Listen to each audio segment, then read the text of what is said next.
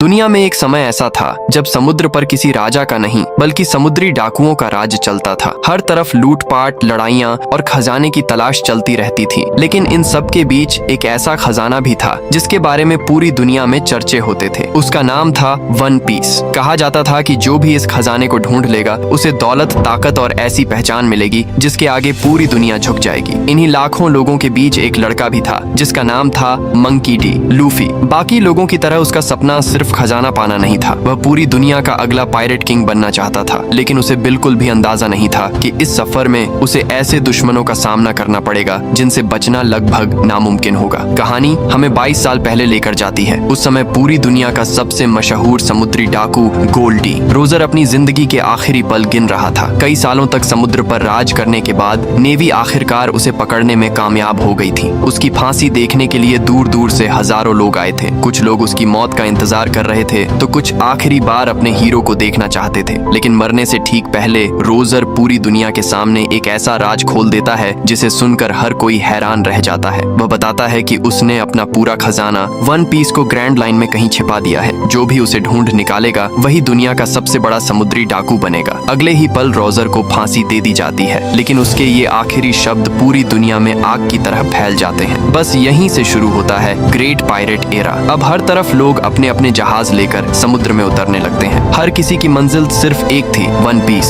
उन्हीं लोगों में लूफी भी शामिल था। बचपन से उसने भी यही सपना देखा था। अब वह अकेला ही अपनी छोटी सी नाव लेकर सफर पर निकल पड़ता है, लेकिन उसकी किस्मत शुरुआत में ही उसका इम्तिहान लेने लगती है। कुछ ही देर बाद उसकी नाव समुद्र के बीच डूबने लगती है। सबसे बड़ी परेशानी यह थी कि लूफी को तैरना ही नहीं आता था। अगर नाव डूब जाती तो उसका बचना नामुमकिन था। ऐसे में लूफी एक लकड़ी के बैरल के अंदर घुस जाता है और खुद को समुद्र की लहरों के भरोसे छोड़ देता है। कई दिनों तक वह उसी बैरल में बंद रहकर समुद्र में बहता रहता है। फिर एक दिन उसका बैरल अचानक दो समुद्री डाकुओं के जहाजों के बीच पहुंच जाता है। वहां जबरदस्त लड़ाई चल रही होती है। तोपों की आवाज से पूरा समुद्र गूंज रहा होता है। थोड़ी ही देर में एक जहाज दूसरे को पूरी तरह तबाह कर देता है। यह जीत थी कैप्टन अल्विडा की। वह एक बेहद खतरनाक समुद्री डाकू थी जिसके सिर पर नेवी ने 50 लाख बेरी का इनाम रखा हुआ था। जीतने के बाद वह अपने आदमियों को समुद्र में तैर रहे सभी बैरल और सामान जहाज पर लाने का आदेश देती है। उन्हीं बैरल में लूफी भी छिपा हुआ था, लेकिन किसी को इसकी भनक तक नहीं थी। इसी जहाज पर कोबी नाम का एक लड़का भी काम करता था। वह दिल से समुद्री डाकुओं से नफरत करता था, लेकिन अल्विडा के डर की वजह से उसकी हर बात मानने पर मजबूर था, क्योंकि वह जानता था कि अगर उसने जरा सी भी गलती की तो अल्विडा उसे बिना सोचे समझे समुद्र में फेंक देगी। रात के समय जब कोबी स्टोर रूम में काम कर रहा होता है, तभी उसे एक बैरल के अंदर से अजीब सी आवाज सुनाई देती है। पहले तो वह घबरा जाता है, लेकिन हिम्मत करके जैसे ही बैरल खोलता है उसके सामने एक मुस्कुराता हुआ लड़का बाहर निकल आता है। यही पहली बार उसकी मुलाकात मंकी डी, लूफी से होती है। लूफी बिना किसी डर के कोबी को अपने सपने के बारे में बताता है। वह कहता है कि उसे एक अच्छा जहाज और कुछ साथी मिल जाए, फिर वह सीधे ग्रैंड लाइन जाएगा। यह सुनकर कोबी हैरान रह जाता है, क्योंकि ग्रैंड लाइन को लोग मौत का समुद्र कहते हैं। अब कोबी समझ जाता है कि अगर अल्विडा ने लूफी को देख लिया तो वह उसे जिंदा नहीं छोड़ेगी। इसलिए वह रात में चुपके से लूफी को जहाज से बाहर निकालने का फैसला करता है। लेकिन जैसे ही दोनों भागने की कोशिश करते हैं, लूफी से गलती से आवाज हो जाती है और अगले ही पल पूरे जहाज के समुद्री डाकू जाग जाते हैं। अल्विडा को लगता है कि कोबी ने उसके साथ गद्दारी की है। गुस्से में वह अपना विशाल हथियार उठाकर सीधे कोबी पर हमला कर देती है, लेकिन हमला होने से पहले ही लूफी बीच में आकर कोबी को बचा लेता है। अगले ही पल पूरे जहाज पर जबरदस्त लड़ाई शुरू हो जाती है। सभी समुद्री डाकू मिलकर लूफी पर हमला कर देते हैं। तभी उनमें से एक बंदूक निकालकर लूफी पर गोली चला देता है, लेकिन जो नजारा सबके सामने आता है उसे देखकर हर कोई दंग रह जाता है। गोली लूफी को जरा भी नुकसान नहीं पहुंचाती। अब लूफी अपनी इसी अनोखी ताकत की मदद से अल्विडा के हर हमले से आसानी से बचने लगता है और फिर सही मौका देखकर वह एक जबरदस्त मुक्का मारता है, जिससे अल्विडा सीधा उड़कर जहाज से बाहर जा गिरती है। अल्विडा के हारते ही कोबी पहली बार खुद को आजाद महसूस करता है। अब वह उन समुद्री डाकुओं का गुलाम नहीं रहा था। इसके बाद वह लूफी के साथ ग्रैंड लाइन की तरफ निकल पड़ता है। सफर के दौरान कोबी के मन में एक ही सवाल घूम रहा होता है, आखिर लूफी का शरीर रबर की तरह कैसे खींच जाता है। तब लूफी मुस्कुराते हुए अपने बचपन की कहानी सुनाना शुरू करता है। वह बताता है कि बचपन से ही वह मशहूर समुद्री डाकू शैंक्स और उसकी टीम का बहुत बड़ा प्रशंसक था। उसका सबसे बड़ा सपना था कि एक दिन वह भी शैंक्स के साथ समुद्र में सफर करेगा, लेकिन शैंक्स हमेशा उसे यह कहकर मना कर देता था कि अभी वह बहुत छोटा है। फिर भी लूफी हार नहीं मानता। वह बार बार खुद को साबित मदद करने की कोशिश करता रहता है, लेकिन एक दिन बहादुरी दिखाने के चक्कर में वह खुद को घायल कर बैठता है। उसकी आंख के नीचे एक गहरा निशान बन जाता है जो आगे चलकर उसकी पहचान बन जाता है। लूफी अपनी बचपन की कहानी आगे बताते हुए कहता है कि उस दिन चोट लगने के बाद शैंक्स और उसकी टीम समुद्र से लौट कर आई थी। वे अपने साथ कई कीमती खजाने और अजीब अजीब चीजें लेकर आए थे। लूफी बड़ी उत्सुकता से उन सभी चीजों को देखने लगा।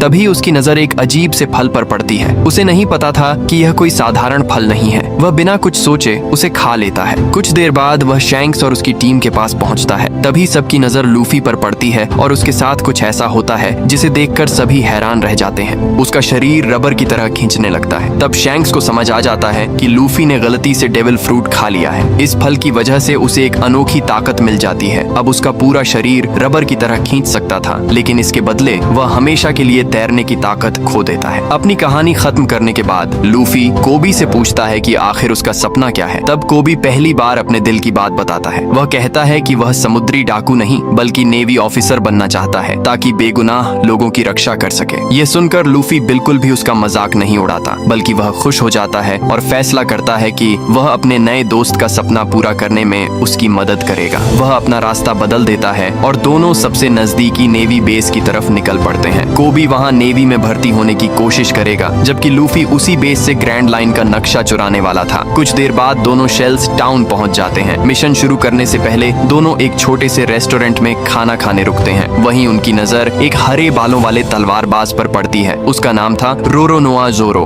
उसी समय एक छोटी सी लड़की अपने हाथों से बनाए हुए ओनिगिरी लेकर जोरो के पास आती है। वह चाहती थी कि जोरो उसका बनाया खाना खाए, लेकिन तभी वहां हेलमेपो पहुंच जाता है, जो कैप्टन मॉर्गन का बिगड़ा हुआ बेटा था। वह जानबूझकर उस खाने को जमीन पर गिरा देता है और उसके ऊपर पैर रखकर लड़की को डराने लगता है। ये देखकर जोरो को गुस्सा तो बहुत आता है, लेकिन वह अपना गुस्सा काबू में रखता है। वह जमीन पर गिरे हुए खाने का एक टुकड़ा उठाता है, उसे आराम से खाता है और लड़की की तारीफ करता है। इसके बाद वह हेलमेपो से उसी खाने को खाने के लिए कहता है जिस पर उसने पैर रखा था। बस यही बात हेलमेपो को बुरी लग जाती है। वह गुस्से में अपनी तलवार निकालकर जोरो पर हमला कर देता है, लेकिन जोरो अपनी एक भी तलवार निकाले बिना उसे पल भर में हरा देता है। यह देखकर वहां मौजूद नेवी के सैनिक तुरंत जोरो पर टूट पड़ते हैं, लेकिन जोरो अकेला ही सभी सैनिकों को आसानी से हरा देता है। सबसे हैरानी की बात यह थी कि उसने अब तक अपनी कोई तलवार तक नहीं निकाली थी। दूसरी तरफ रेस्टोरेंट में मची इस अफरा तफरी का फायदा एक चालाक चोर लड़की उठा रही थी। उसका नाम था नामी। वह चुपके से एक नेवी सैनिक को बेहोश करती है, उसकी वर्दी चुरा लेती है और खुद नेवी का भेष बना लेती है। दूसरी तरफ जोरो एक इनामी अपराधी को पकड़कर कैप्टन मॉर्गन के पास पहुंचता है ताकि उसे इनाम की रकम मिल सके। मॉर्गन उसकी ताकत से काफी प्रभावित होता है और पैसे देने के लिए तैयार भी हो जाता है, लेकिन वह कहता है कि जोरो ने उसके सैनिकों पर हमला किया है, इसलिए पहले उसे 7 दिन तक बेस के आंगन में रस्सियों से बंधकर सजा काटनी होगी। अगर उसने यह सजा नहीं मानी तो आगे कभी भी बाउंटी हंटर का काम नहीं कर पाएगा। मजबूरी में जोरो यह सजा मान लेता है। हेलमेपो उसका मजाक उड़ाता है, लेकिन जोरो सिर्फ एक बात कहता है कि जिस दिन वह आजाद होगा उसी दिन हेलमेपो अपनी जान की भीख मांगेगा। अगली सुबह नामी नेवी की वर्दी पहनकर चुपचाप बेस के अंदर घुस जाती है। उसका असली मकसद भी वही था, ग्रैंड लाइन का नक्शा चुराना। उधर लूफी भी दूसरी तरफ से बेस के अंदर पहुंच जाता है। घूमते घूमते वह उसी आंगन में पहुंचता है जहां जोरो रस्सियों से बंधा हुआ था। पिछली रात उसकी बहादुरी देखकर लूफी पहले ही जोरो से प्रभावित हो चुका था, इसलिए बिना कुछ सोचे वह उसकी रस्सियां खोल देता है और उसे अपनी पायरेट टीम में शामिल होने का न्योता देता है। लेकिन जोरो साफ मना कर देता है। वह कहता है कि उसने पूरी जिंदगी समुद्री डाकुओं का शिकार करके गुजारी है, इसलिए वह किसी पायरेट का साथी कभी नहीं बनेगा। उसी समय दूसरी तरफ नामी चोरी करते हुए पकड़ ली जाती है। बचने के लिए वह 2 नेवी सैनिकों को बेहोश कर देती है और उनके शरीर छिपा देती है। तभी अचानक कोई जोर से कमरे के अंदर आ गिरता है। वह कोई और नहीं बल्कि लूफी होता है। अब दोनों एक दूसरे को देखकर समझ जाते हैं कि दोनों का मकसद एक ही है, इसलिए वे कुछ समय के लिए साथ मिलकर काम करने का फैसला करते हैं। दोनों मिलकर कैप्टन मॉर्गन के ऑफिस तक पहुंच जाते हैं, लेकिन तभी सामने खुद मॉर्गन आ जाता है। नामी तुरंत झूठ बोलती है कि वह एक खतरनाक समुद्री डाकू को पकड़कर लाई है। मॉर्गन उसकी बात पर यकीन कर लेता है।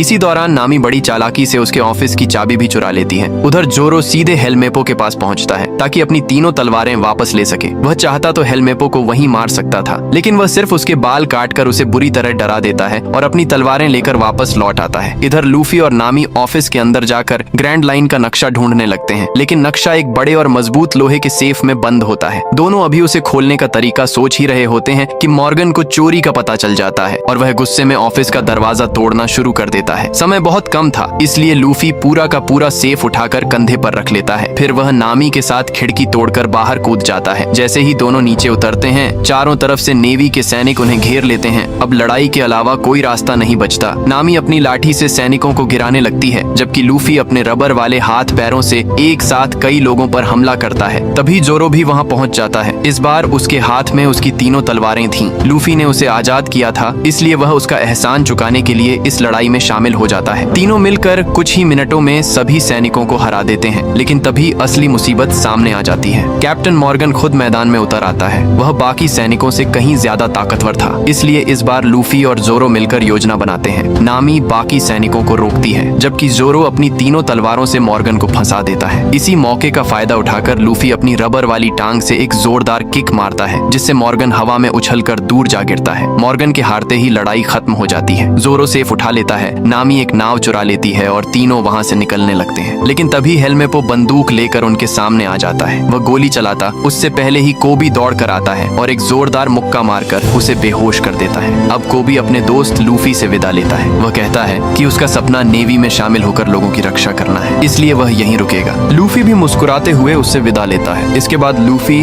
जोरो और नामी अपनी नई यात्रा पर निकल पड़ते हैं। रात होते ही नामी कई घंटों की मेहनत के बाद आखिरकार उस भारी सेफ का ताला खोलने में कामयाब हो जाती है। जैसे ही सेफ खुलता है, तीनों की नजर उसके अंदर रखे एक पुराने नक्शे पर पड़ती है। यही वह कीमती ग्रैंड लाइन का नक्शा था। तीनों की खुशी का ठिकाना नहीं रहता। उन्हें लगता है कि अब उनके सपने का सबसे बड़ा रास्ता मिल चुका है। लेकिन अगले ही पल नाव के अंदर अचानक लाल रंग का धुआं फैलने लगता है। शुरुआत में किसी को समझ नहीं आता कि यह धुआं आया कहां से है, लेकिन कुछ ही सेकंड में तीनों की आंखें भारी होने लगती हैं। उन्हें एहसास हो जाता है कि इस धुएं में कुछ गड़बड़ है। बेहोश होने से ठीक पहले लूफी एक समझदारी भरा फैसला करता है। उसे डर था कि अगर कोई उन्हें पकड़ लेगा तो सबसे पहले यही नक्शा चुरा लेगा, इसलिए वह तुरंत उस पूरे नक्शे को निगल जाता है ताकि किसी के हाथ न लग सके। कुछ समय बाद जब तीनों की आंख खुलती है तो वे खुद को एक लकड़ी के बड़े बॉक्स के अंदर बंद पाते हैं। जैसे ही बॉक्स खुलता है, तीनों बाहर निकलते हैं और सामने का नजारा देखकर हैरान रह जाते हैं। वे एक अजीब से सर्कस के बीच खड़े थे। शुरुआत में उन्हें लगता है कि यहाँ कोई शो चल रहा है, लेकिन वहाँ बैठे लोग कोई दर्शक नहीं बल्कि उस द्वीप के बेगुनाह गांव वाले थे जिन्हें जबरदस्ती कैद करके रखा गया था। तभी जोरदार हंसी के साथ उस सर्कस का मालिक सामने आता है। वह था बगी द क्लाउन।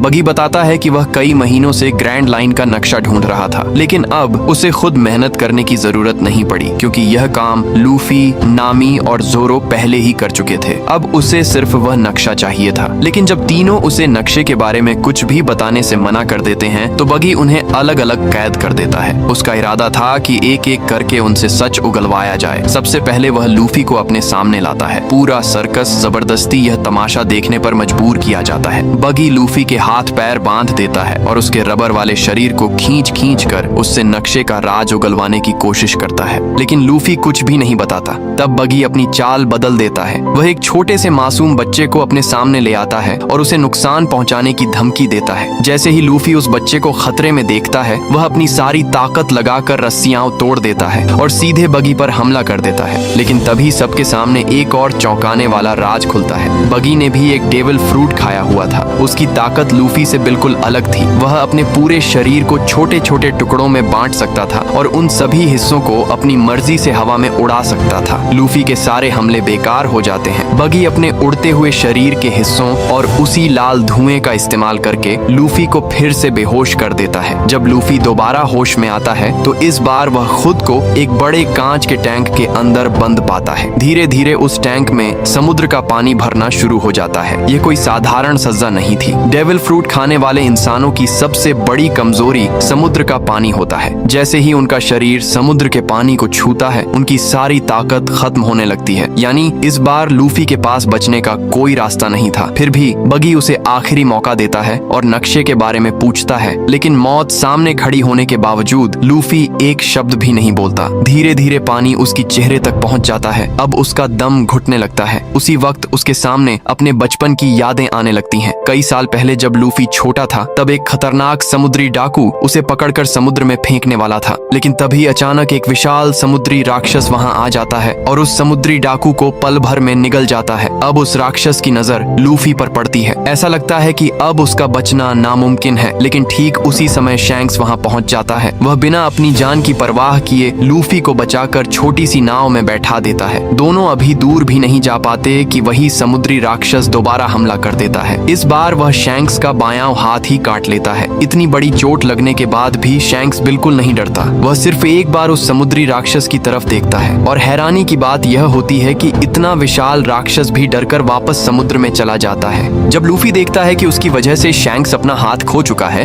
तो उसे खुद से नफरत होने लगती है। वह खुद को ही इसका जिम्मेदार मानता है। कुछ दिनों बाद शैंक्स अपनी अगली समुद्री यात्रा पर निकलने की तैयारी करता है। जाने से पहले वह अपनी सबसे प्यारी चीज अपनी स्ट्रॉ हैट लूफी को दे देता है। वह टोपी अब सिर्फ एक टोपी नहीं रही थी, वह लूफी के सपने और शैंक्स से किए गए वादे की निशानी बन चुकी थी। कहानी एक बार फिर वर्तमान में लौटती है। इधर झोरो से बगी का साथी कबाजी पूछताछ कर रहा होता है। झोरो जानबूझकर उसे बातों में उलझाए रखता है। इसी बीच नामी किसी तरह अपने पिंजरे से बाहर निकल आती है और पीछे से हमला करके कबाजी को हरा देती है। इसके बाद वह तुरंत झोरो को भी आजाद कर देती है। अब दोनों बिना समय गंवाए लूफी को बचाने के लिए दौड़ पड़ते हैं। जैसे ही वे कांच के टैंक तक पहुंचते हैं, नामी अपनी लाठी से पूरा कांच तोड़ देती है। टैंक टूटते ही लूफी बाहर निकल आता है। साथ ही वह अपने मुंह से ग्रैंड लाइन का नक्शा भी बाहर निकाल देता है। बगी तुरंत वह नक्शा पकड़ लेता है और अपने पूरे शरीर को दर्जनों उड़ते हुए टुकड़ों में बांट देता है और चारों तरफ से उन पर हमला कर देता है। जोरो और नामी उसकी अजीब ताकत के सामने काफी देर तक संघर्ष करते हैं। अपने दोस्तों को मुश्किल में देखकर लूफी भी दोबारा लड़ाई में कूद पड़ता है, लेकिन इस बार भी बगी तीनों पर भारी पड़ने लगता है। तभी लूफी के दिमाग में एक शानदार योजना आती है। वह जोरो और नामी की मदद से बगी के शरीर के हर टुकड़े को अलग अलग बक्सों और लकड़ी के डिब्बों में बंद करना शुरू कर देता है। धीरे धीरे उसके शरीर का एक भी हिस्सा बाहर नहीं बचता। आखिर में लूफी बगी के बचे हुए शरीर को उठाकर सर्कस के बाहर फेंक देता है। इस तरह तीनों मिलकर आखिरकार बगी को हरा देते हैं और ग्रैंड लाइन का नक्शा भी वापस हासिल कर लेते हैं। जाने से पहले वे उन सभी गांव वालों को भी आजाद कर देते हैं जिन्हें बगी ने कई दिनों से कैद करके रखा था। गांव वाले तीनों का दिल से शुक्रिया अदा करते हैं। अब उनके पास नक्शा भी था, लेकिन ग्रैंड लाइन तक पहुंचने के लिए उन्हें एक अच्छे जहाज की जरूरत थी।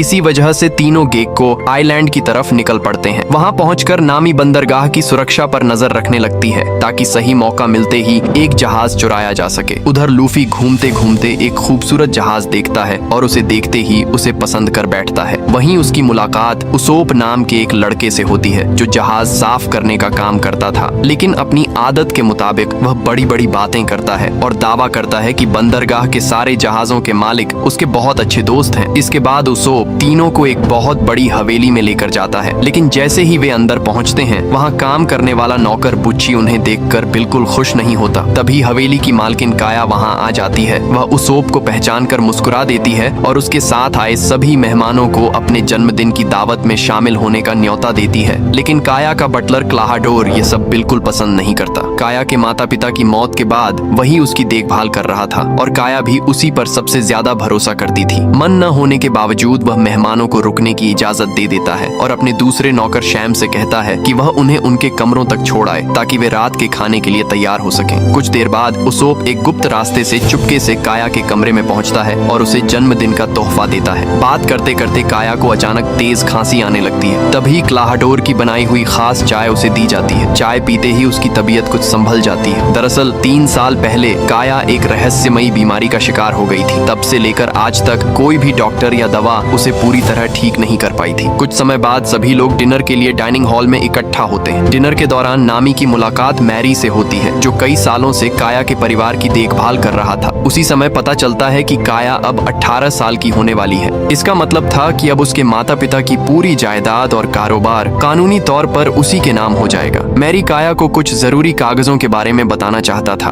उसे शक था कि काया बिना पढ़े किसी गलत दस्तावेज पर हस्ताक्षर करने वाली है, लेकिन जैसे ही वह कुछ कहने की कोशिश करता है क्लाहाडोर बीच में आकर उसकी बात वहीं रोक देता है। थोड़ी देर बाद नौकर बुच्ची एक खास नीले रंग का सूप लेकर आता है। ये सूप सिर्फ काया के लिए बनाया गया था क्योंकि उसकी तबीयत हमेशा खराब रहती थी और उसे सख्त डाइट पर रखा गया था। लेकिन जैसे ही काया सूप पीना शुरू करती है उसे फिर से जोरों की खांसी आने लगती है। उसकी तबीयत अचानक बिगड़ जाती है और उसे बीच में ही डिनर छोड़कर अपने कमरे में जाना पड़ता है। रात काफी हो चुकी थी, इसलिए काया उसोप, लूफी, जोरो और नामी से वहीं रात रुकने के लिए कहती है। चारों उसकी बात मान लेते हैं, लेकिन उसी रात पार्टी खत्म होने के बाद क्लाहाडोर चुपके से मैरी से मिलने पहुंचता है। असल में उसे पता चल चुका था कि मैरी काया को सारी सच्चाई बताने वाला है। अगर ऐसा हो जाता तो काया कभी भी शिपयार्ड उसके नाम नहीं करती। इसलिए क्लाहाडोर बिना कुछ सोचे पीछे से मैरी की पीठ में छुरा घोंप देता है। उधर दूसरी तरफ बगी किसी तरह अपने शरीर के सारे हिस्से दोबारा जोड़ लेता है, लेकिन तभी आर्लोंग के कुछ आदमी उसे पकड़ लेते हैं और अपने सरदार आर्लोंग के सामने ले जाते हैं। आर्लोंग को पता चलता है कि बगी ने जिस शहर पर हमला किया था वह इलाका उसी का था। यह सुनकर वह गुस्से से आग बबूला हो जाता है और बगी को मारने की तैयारी करने लगता है। अपनी जान बचाने के लिए बगी तुरंत एक सौदा करता है। वह बताता है कि उसे पता है ग्रैंड लाइन का नक्शा किसके पास है। अगर आर्लोंग उसकी जान बख्श दे तो वह खुद उन्हें उस नक्शे तक पहुंचा देगा। अगली सुबह लूफी सबसे पहले खाने की तलाश में अपने कमरे से बाहर निकलता है। दूसरी तरफ जोरो रम ढूंढ रहा होता है। घूमते घूमते दोनों की मुलाकात हो जाती है और दोनों साथ में रसोई की तरफ चले जाते हैं। उधर नामी हवेली में रखी कुछ कीमती चीजें चुराने का सोचती है, लेकिन गलती से वह काया के कमरे में पहुंच जाती है। नामी सोचती है कि अब वह पकड़ी गई है, लेकिन काया उसे देखकर बिल्कुल भी नाराज नहीं होती। उसे यह तक पता चल जाता है कि नामी चोरी करती है, फिर भी वह उससे नफरत नहीं करती। दोनों बैठकर काफी देर तक बातें करती हैं और देखते ही देखते अच्छी दोस्त बन जाती हैं। इधर रसोई में लूफी और जोरो की मुलाकात उसोप से होती है। उसोप बताता है कि हवेली के नीचे तहखाने में शराब रखी हुई है। ये सुनते ही जोरो की आंखें चमक उठती हैं। वह तुरंत उसोप से कहता है कि उसे वहां ले चले। दोनों तहखाने की तरफ निकल जाते हैं, जबकि लूफी रसोई में ही रुक जाता है। वहीं उसे वही नीला सूप दिखाई देता है जो पिछली रात काया के लिए बनाया गया था। हमेशा की तरह लूफी बिना कुछ सोचे पूरा सूप पी जाता है। उधर तहखाने में उसोप और जोरो को जमीन पर घायल पड़ा मैरी दिखाई देता है। दोनों अभी उसकी हालत समझ ही रहे होते हैं कि अचानक क्लाहाडोर वहां पहुंच जाता है और यहीं पर उसकी असली पहचान सबके सामने आ जाती है। क्लाहाडोर कोई वफादार नौकर नहीं था। असल में वो एक समुद्री डाकू कैप्टन कुरो था, जो कभी ब्लैक कैट पायरेट्स का कप्तान हुआ करता था। दुनिया को लगता था कि कई साल पहले कैप्टन मॉर्गन ने उसे मार दिया था, लेकिन सच यह था कि वह जिंदा बच गया था और कई सालों से क्लाहाडोर बनकर काया के घर में रह रहा था। सच्चाई पता चलते ही जोरो अपनी तलवारें निकाल लेता है, लेकिन तभी शैम पीछे से बोतल मारकर उस पर हमला कर देता है। जोरो संभल पाता उससे पहले ही उसोप भी उनके निशाने पर आ जाता है। किसी तरह वह वहां से भाग निकलता है ताकि किसी से मदद मांग सके। उधर कुरो अपने आदमियों को आदेश देता है कि मैरी और जोरो दोनों को एक गहरे गड्ढे में फेंक दो ताकि उनकी लाश भी कभी किसी को न मिले। मदद की तलाश में भागते हुए उसोप की मुलाकात कोबी और हेल्मेपो से होती है। अब दोनों नेवी के कैडेट बन चुके थे और इस द्वीप पर लूफी को पकड़ने आए थे। उसोप उन्हें पूरी सच्चाई बताता है। वह कहता है कि क्लाहाडोर असल में कैप्टन कुरो है और वह हवेली में मौजूद सभी लोगों को मारने वाला है। उधर काया के कमरे से निकलने के बाद नामी रसोई में पहुंचती है। वहां का नजारा देखकर वह घबरा जाती है। लूफी जमीन पर बेहोश पड़ा था। तभी कुरो और उसके साथी भी रसोई में पहुंच जाते हैं। नामी छिपकर उनकी सारी बातें सुन लेती है। तभी उसे एक और डरावनी सच्चाई पता चलती है। जिस सूप को लूफी ने पिया था उसमें जहर मिला हुआ था और सबसे चौंकाने वाली बात यह थी कि वह जहर असल में काया के लिए तैयार किया गया था। यानी कई सालों से कुरो रोज उसकी चाय और दवाइयों में थोड़ा थोड़ा जहर मिलाकर उसे धीरे धीरे मार रहा था ताकि कोई उस पर शक भी न करे। इसी बीच हवेली के मुख्य दरवाजे पर कोबी दस्तक देता है। उसोप तुरंत उन्हें सारी सच्चाई बताने की कोशिश करता है, लेकिन बिना किसी सबूत के कोबी और हेल्मेपो कुरो को गिरफ्तार नहीं कर सकते थे। तभी हेल्मेपो बताता है कि वे असल में यहाँ लूफी को पकड़ने आए हैं। कुरो भी यही चाहता था कि वे जल्दी से यहाँ से चले जाएं, इसलिए वह बेहोश पड़े लूफी को खुद उनके हवाले कर देता है। उधर नामी को मौका मिल जाता है। वह अकेली खड़ी शैम के सिर पर फ्राइंग पैन से जोरदार वार करती है और वहाँ से भाग निकलती है। दूसरी तरफ उसोप दौड़कर काया के पास पहुँचता है और उसे पूरी सच्चाई बता देता है। जिस इंसान पर उसने सबसे ज्यादा भरोसा किया था वही उसकी जान का दुश्मन निकला। यह सुनकर काया पूरी तरह टूट जाती है। तभी नामी भी वहाँ पहुँच जाती है और बताती है कि कई सालों से उसकी चाय में जहर मिलाया जा रहा था। अब काया को समझ आ जाता है कि उसकी बीमारी की असली वजह क्या थी। तीनों तुरंत हवेली के एक गुप्त रास्ते से भाग निकलते हैं, लेकिन कुरो भी उनके पीछे पीछे पहुंच जाता है। भागते भागते काया की तबीयत फिर बिगड़ने लगती है और उसे जोरों की खांसी आने लगती है। फिर भी किसी तरह तीनों बचते हुए उसके माता पिता के पुराने कमरे में छिप जाते हैं। उधर गहरे गड्ढे में फेंका गया जोरो धीरे धीरे होश में आता है। काफी चोट लगने के बावजूद वह हार नहीं मानता और बड़ी मुश्किल से बाहर निकलने में कामयाब हो जाता है। दूसरी तरफ नेवी के जहाज पर कोबी बार बार सोच रहा था कि शायद उसोप सच बोल रहा था। उसी समय लूफी भी होश में आ जाता है। जहरीला सूप उल्टी के साथ बाहर निकल चुका था, इसीलिए उसकी जान बच जाती है। होश में आते ही उसकी मुलाकात जोरो से होती है। दोनों बिना एक पल गंवाए वापस हवेली की तरफ दौड़ पड़ते हैं। इधर कुरो उस कमरे तक पहुंच चुका था जहां काया, नामी और उसोप छिपे हुए थे। तीनों बिल्कुल चुप रहकर खुद को बचाने की कोशिश करते हैं, जबकि बाहर कुरो पूरे कमरे का सामान तोड़ता जा रहा था, लेकिन ज्यादा देर तक छिपना मुमकिन नहीं था। आखिरकार काया और और नामी हिम्मत जुटाकर कुरो का सामना करने की कोशिश करती है, लेकिन दोनों कुछ ही सेकंड में उसके कब्जे में आ जाती हैं। उसी समय लूफी और जोरो हवेली पहुंच जाते हैं। दोनों अलग अलग रास्तों से अपने दोस्तों को ढूंढना शुरू करते हैं। जोरो का सामना शैम और बुच्ची से होता है। दोनों मिलकर उस पर हमला करते हैं, लेकिन जोरो अपनी शानदार तलवारबाजी से दोनों को बुरी तरह हरा देता है और तुरंत बाकी लोगों की मदद के लिए दौड़ पड़ता है। उधर लूफी का आमना सामना सीधे कैप्टन कुरो से होता है। कुरो अपनी अविश्वसनीय रफ्तार से लगातार हमला करता है और अपने नुकीले पंजों से लूफी को काटने की कोशिश करता है, लेकिन लूफी सही समय पर उसके दोनों हाथ पकड़ लेता है और फिर अपने सिर से इतनी जोरदार टक्कर मारता है कि कुरो सीधा हवेली के बाहर जा गिरता है। आखिरकार कुरो और उसकी पूरी ब्लैक कैट पायरेट्स टीम हार जाती है। काया की जान बच जाती है, हवेली सुरक्षित हो जाती है और कई सालों से छिपा हुआ यह खतरनाक षड्यंत्र हमेशा के लिए खत्म हो जाता है। काया समझ चुकी थी कि अगर लूफी और उसके दोस्तों ने अपनी जान जोखिम में डालकर उसकी मदद न की होती तो आज वह जिंदा नहीं होती। उनका एहसान चुकाने के लिए वह उन्हें अपनी सबसे कीमती चीज तोहफे में देती है। वह उन्हें एक खूबसूरत और मजबूत समुद्री जहाज देती है। लूफी की खुशी का ठिकाना नहीं रहता। उसका सपना धीरे धीरे पूरा होता जा रहा था। इसके बाद लूफी और उसके साथी उसोप से पूछते हैं कि क्या वह भी उनके साथ इस रोमांचक सफर का हिस्सा बनना चाहेगा। उसोप बिना देर किए हाँ कह देता है। काया से विदाई लेने के बाद वह अपने नए दोस्तों के साथ जहाज पर सवार हो जाता है। इसी के साथ ये कहानी यहीं खत्म होती है।